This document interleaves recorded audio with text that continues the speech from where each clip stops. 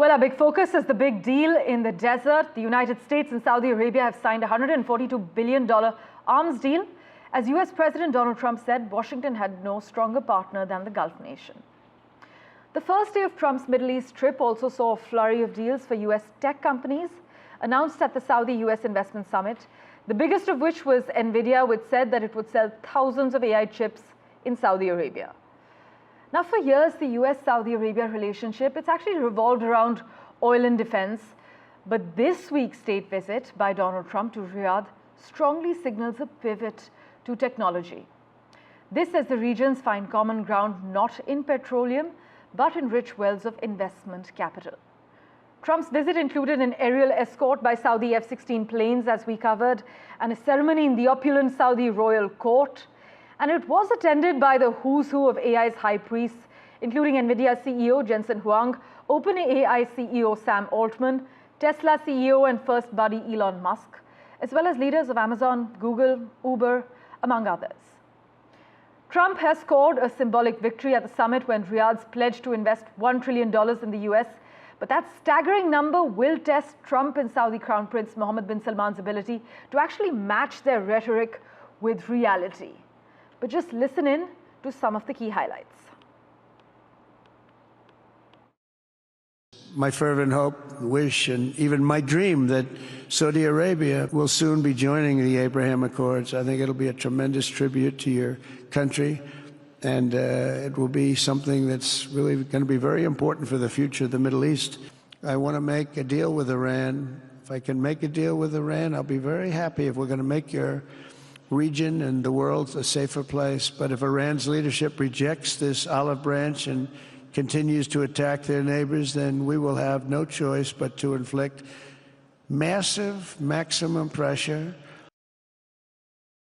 Meanwhile, the US president also said that he would lift all sanctions on Syria to give them a chance at greatness, a major shift in Washington's policy towards Damascus. But Trump's announcement in Saudi Arabia, which he suggested was actually influenced by Istanbul and Riyadh, came a day before he's set to meet with Syrian President Ahmed al-Shara, a former rebel leader who helped topple Bashar al-Assad. Shara has been trying to woo Washington, reportedly telling a Trump ally that he wants a business deal and a Trump tower in Damascus. Meanwhile, Western governments have largely been reluctant to ease restrictions on Damascus before the new leadership meets certain humanitarian as well as political conditions. Listen in. I will be ordering the cessation of sanctions against Syria in order to give them a chance at greatness. Now it's their time to shine. It's their time to shine. We're taking them all off, and good luck, Syria. Show us something very special like they've done, frankly, in Saudi Arabia. Okay? They're going to show us something special. And for further clarity, joining us live from California at the moment, Dmitry Zeblin, geopolitical strategist. Thanks so much, Dmitry, for making time for us on NDTV. Let's actually start with the optics versus outcomes. Donald Trump has announced $600 billion in deals with Saudi Arabia, yet the numbers provided by the White House amount to about less than half. So how should this gap be interpreted geopolitically, and is this actually about perception management, or are we looking at a genuine shift in US-Saudi economic cooperation? Well, that's a great question. I mean, I think with a lot of these commitments and pledges, you can't really take it at face value. I mean, I know Mohammed Bin Salman, the Crown Prince of Saudi Arabia, said the investments can go as high as potentially $1 trillion. However, having said that, we have to see how much that actually is going to materialize. You may have supportive industrial policy, for instance, in the US or any other country for that matter, that doesn't guarantee that the growth necessarily will follow. What is promising from the Trump perspective, though, is you have to look at the domains through which they are cooperating. So one is military. I think they signed a $143 billion military aid package, which the White House claims is the largest military aid package ever signed. I haven't double checked that yet. I'm not sure if that's true. Another area of collaboration we may see is through energy.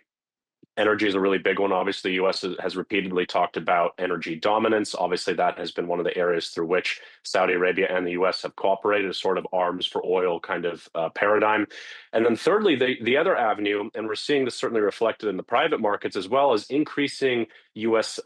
Really Middle Eastern, not just Saudi specific cooperation when it comes to data centers. And that's really the big one, is artificial intelligence. We may begin to see some export restrictions on some of NVIDIA's most advanced chips, their GPUs, like potentially the A100 and H100, potentially loosened to the extent that those loosened export controls would allow those chips to be exported to Saudi Arabia. And as part of their 2030 vision to diversify their economy away from oil, digitization is central to that strategy. So we may see more collaboration in that respect too, as along the technological front. So it's technological, it's in terms of energy, you may see more collaboration, and militarily. I would say those are the big three conduits because of how all of those actually intersect. They're all frontiers in the modern game of geopolitics around which supply chains are being politicized around. But Dimitri, as a strategist, when you look at this mix of defense, AI, space, even wildlife conservation deals, is this a coherent long-term alliance strategy or a collection of opportunistic partnerships wrapped in showmanship? I mean, I wouldn't say so, because you kind of have to follow where the money is going. And when you look at the capital that's being committed, you look at Stargate, which is, I think, being backed by SoftBank and is partnered with OpenAI to set up data centers in not just the US in terms of setting up AI infrastructure, but also you're seeing that set up in other countries that are aligned with US interests. Now, the US and Saudi Arabia have not always seen eye to eye, obviously. There was a massive falling out between Biden and MBS after he labeled the Crown Prince, or rather, he wanted to make Saudi Arabia a pariah state. And of course, frosty relations there followed. So it's but even under those circumstances, we still saw Washington and Riyadh work hand in hand in a sort of bitter, albeit necessary marriage, you could say. Yeah. So I think that given the strategic implications of AI, both in a commercial context and with military applications, I think you're just going to see the basis of a lot of cooperation there. And it would further reinforce the commercial drive that seems to be behind a lot of Mr. Trump's policy proposals. Right. Meanwhile, if we just focus on the Defense Pact, well, Trump has called it the largest defense sales agreement in history. Dimitri, but how do you read this in the context of the current regional security architecture, particularly with Iran, the war in Gaza, and also the US troop presence in the Middle East? Yeah, absolutely. So something I've written about before, and it's no way an endorsement, is that there seems to be tension within the White House between Steve Witkoff and Trump himself. And that rift we're seeing really manifest between the relationship between Trump and Israel's Prime Minister Benjamin Netanyahu, who has been an Iran hawk for decades now. Now, if you were to look at the situation in Iran from an Israeli perspective, right, from a purely strategic one, again, this is not an endorsement of any kind, and this is something I actually wrote about a few months ago, that I believe that more likely than not, you will see an attempt at regime change between now and 2029, to the extent that you have three factors that make it ripe for regime change from likely the perspective of the Israelis, which is you have social instability in Iran. Most of the people there living in Iran do not like the current power structure in place. You have a lot of Iran's military assets that were decimated when we saw tensions escalate last year. And third one, although this one now is a little bit more precarious, is you saw hegemonic support. Now, Mr. Trump, and this was a surprise to me, has not actually been as hawkish on Iran as I was expecting. He seems to be more inclined to make a deal.